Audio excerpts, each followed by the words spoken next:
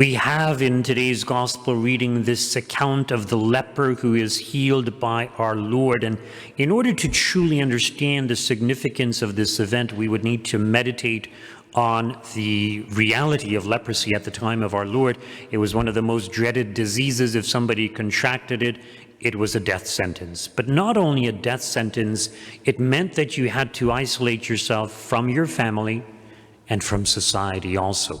Sure, you could come close to beg, but you had to cover your mouth, you had to yell out, unclean, unclean. If you didn't do all these things, people would pick up stones to throw at you to get you away from them. So basically you had to live outside the town, in the wilds, subject to attacks from animals and others, other lepers possibly. So sometimes lepers associated with each other, sometimes they had kind of communities. But basically it was a kind of gradual, progressive disease that would make you look hideous, would cause you to smell horrible, and you had no change of clothing, no way of bathing, and so many problems. So it was basically just a terrible, terrible way to die.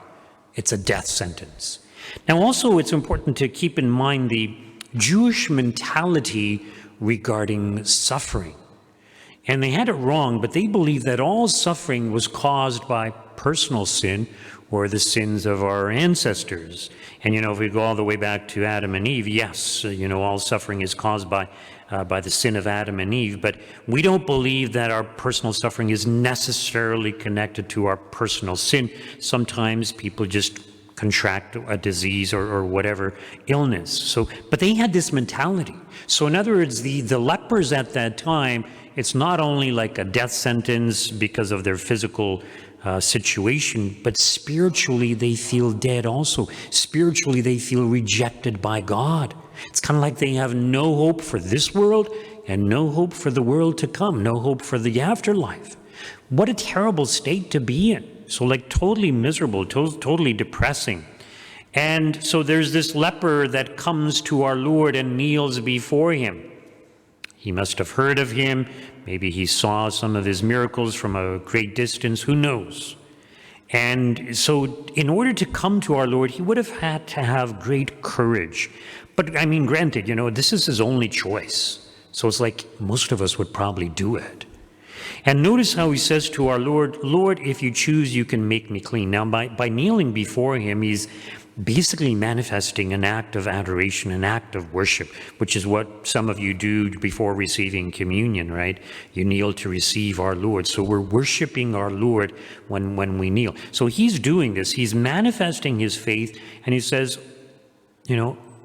if you choose, you can make me clean. Lord, if you choose, you can make me clean. And I've mentioned this many times before. Our Lord doesn't just snap his fingers and say, yeah, be clean, be healed, but rather he stretches out his hand and he touches him. And I imagine him placing his hand on his head or on his shoulders and saying, I do choose be made clean. And immediately his leprosy was cleansed.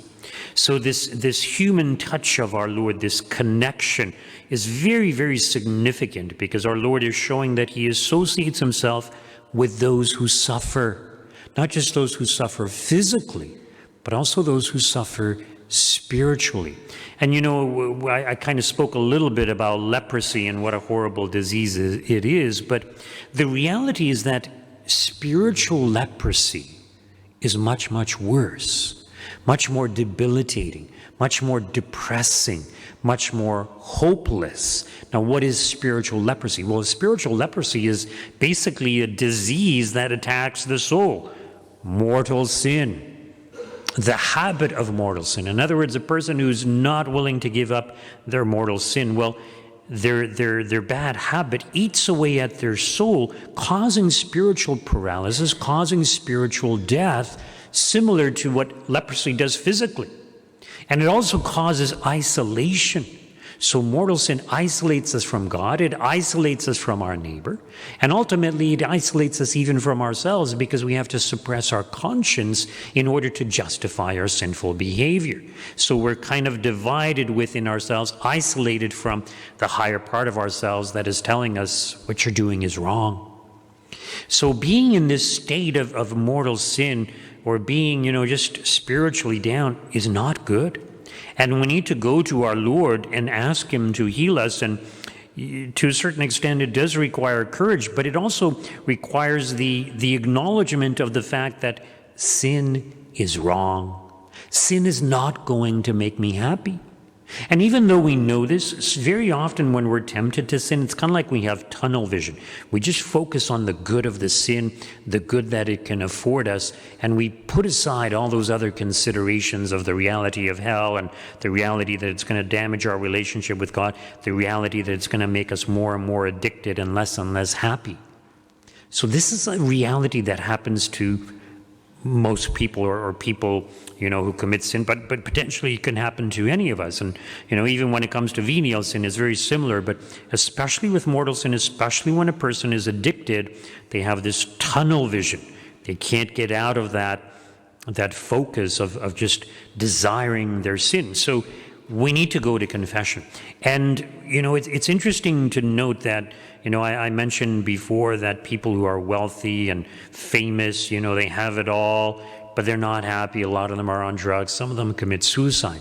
So the reality is there's a very high rate of suicide right now, including amongst young children or young people, young adults, I guess, but teenagers also. But there's many reasons for that, the breakdown of the family, lack of faith in God, but also embracing a sinful lifestyle, which causes depression in the long run, doesn't make an individual happy. But they often don't realize that until much later in life, and some of them unfortunately commit suicide much earlier. So we need to acknowledge this, and ideally we need to educate people about this. And this interior unhappiness also affects us exteriorly. It affects our relationships. It affects every aspect of our lives. There was a saint or a blessed, I can't remember, who lived in the late 1500s or early 1600s. I can't remember his name, but he was a doctor by trade. And, back in that time, the medical profession was very, very primitive. They would bleed people, and things like that. But he was very religious. And he eventually became a priest, but while he was still a doctor, he had a special concern for the poor who could not afford to pay for doctors. And so he freely would treat them under one condition. And that one condition is that first, the patient would have to go to confession and sincerely confess all their sins to a priest. And the reason he did this is because he believed there's this close connection between our interior well-being and our exterior well-being. If we are not in a state of grace, it's going to be much harder for us to be healed externally also in regards to our physical ailments. So he made this a condition, and surprisingly, he was extremely successful in treating these poor people who made their confessions to a priest. Extremely successful as a doctor using, the primitive methods that they had at that time. So there is definitely this connection. And, our bodily dispositions can also affect our spirits. So what do we do with our time? What do we look at with our eyes? What kinds of things are we listening to? I wanted to give you a quote from Bishop Fulton Sheen, and it's in regards to happiness, really, but he makes the following statement, which I thought was rather profound. He says, "No man can be happy on the outside who is already unhappy on the inside.